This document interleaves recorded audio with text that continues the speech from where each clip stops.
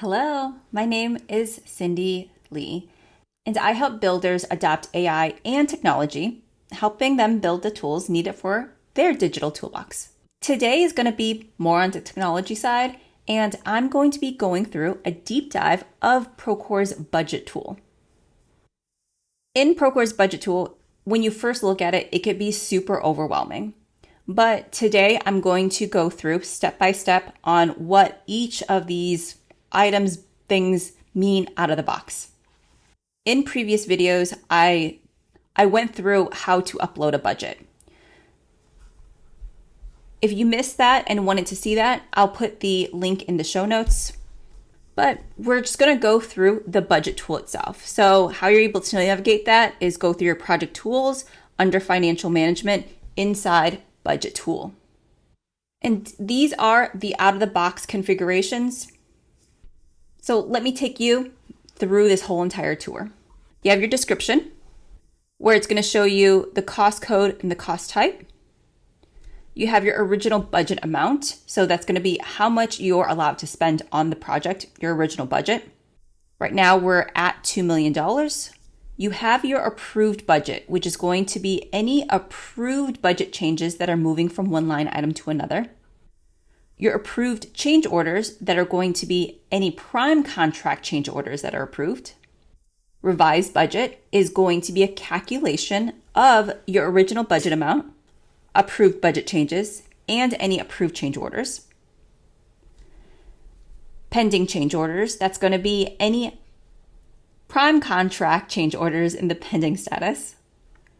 Then you have your projected budget, which is a calculated column of your revised budget plus any pending change orders. So anything from this projected budget all the way on the left-hand side, that's going to be all of your money coming in, how much you're allowed to spend on the project. And as I hover over each of the column, you notice here that it does show me the source of the column and what it actually means.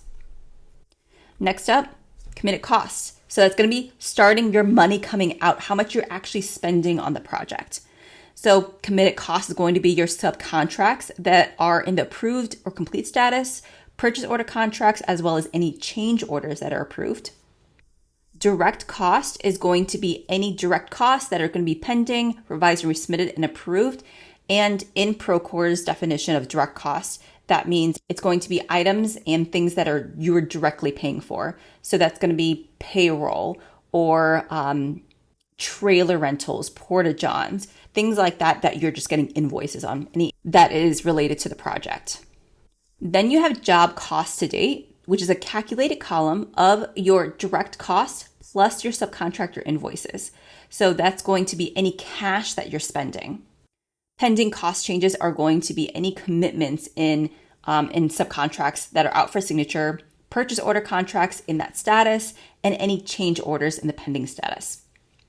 Then you have projected costs, going to be your committed cost plus direct cost plus any pending cost changes. So from here all the way on between committed costs, that's all of what you're spending, how much money you're spending on the project.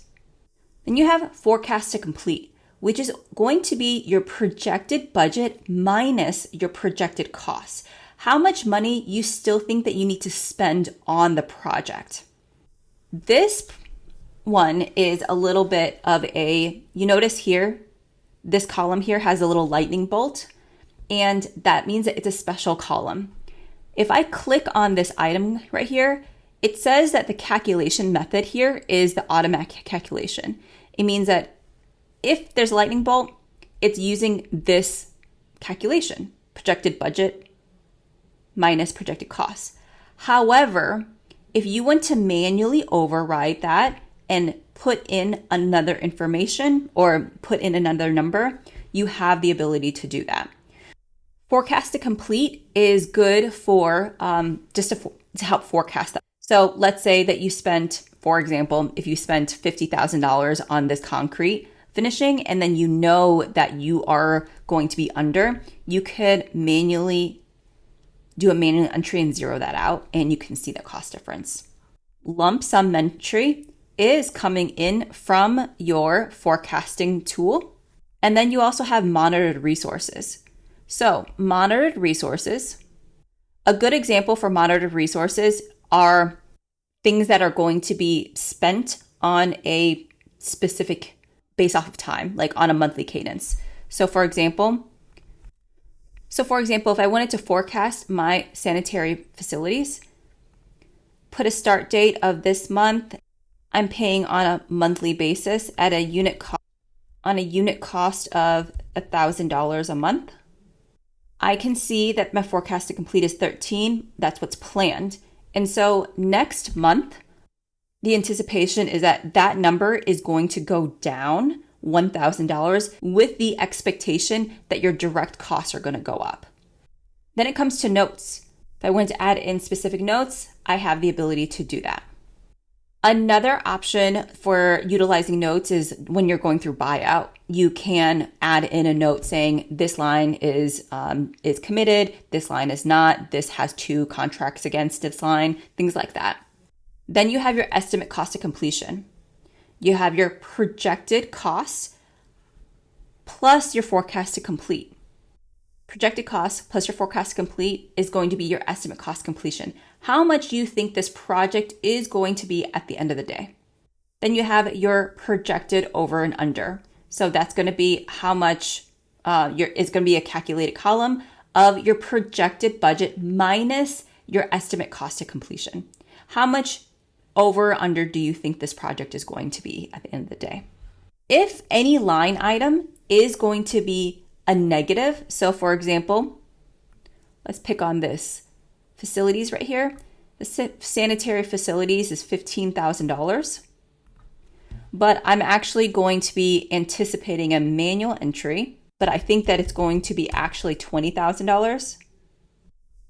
Then that line and item is going to be red. If any line items that's going to be negative, that's going to be red. A review, you have your up until projected budget, that is your money coming in. From your commitments to your projected cost, that's your money coming out. Then you have your forecast to complete, how much you still think you need to spend on the project. Estimate cost of completion, how much you think that the project is going to be at the end of the day. And then how much over and under the project is going to be compared to the projected budget. And you have your projected over and under. These columns are completely configurable. So you can add columns, you can subtract columns, you can change the calculations, you could also rename them as well. Give yourself some more space. You could expand this to full screen. Now you can see more columns. Then let's go ahead and see the views. So like I said, the views are completely configurable. What you could also do is change views. Now I have a buyout view. You have the ability to kind of slice and dice the information. Snapshot is taking a picture of a snapshot of this view. In this create a snapshot. Grouping. Right now I don't have that many line items, but if I wanted to group items to see things a little bit more clear, roll items up, I'm going to go ahead and group items by cost code tier 1. Everything's grouped by that specific tier. See the general conditions, site construction, and my division cost codes here, as well as my markup and contingency. If I wanted to roll it up and just kind of see super high level, you could also do multiple groupings, general requirements, labor, and then also material. And you could also create filters. So if I only wanted to just see the labor, you can filter items and only see the items. These things are sticky. So if you do leave the page and you come back, if you and another person are looking at 2 totally different numbers, you want to make sure that you clear your filters. Analyze variance. We talked about the snapshot. What you have the ability to do is compare your snapshots based off of specific columns. Really good for this one is when you're trying to do your monthly progress reports and you're looking at the estimate cost of completion from last month to this month. And let's say that there's $1 million difference. You have the ability to kind of see and compare that a little bit easier. When you think about wanting to do something in Procore, you always look for the big orange button. This one is going to be doing something inside that budget tool. That's going to be create. Create a budget line item. You create a budget change, or you also create a snapshot. Then you have lock the budget. Right now, my budget is unlocked. I can inline edit these numbers and accidentally fat finger something. You don't want that, right? So once you finalize and baseline the budget, you want to make sure that you lock that budget. What it does is that it locks the budget. So now you don't have to fat finger anything. In order to increase or decrease your budget, will have to go through a workflow, which will be either through budget changes or approved change orders. Then you have the ability to export this PDF. You want it to print this out. You can see that. Or put it into a CSV file. 3 dots. These are going to be creating just kind of out of the box reports for you. And then if you do have company level admin access on your Procore account, you have the ability to configure budget views, which means that you have the ability to change what these views look like or add in new ones right here.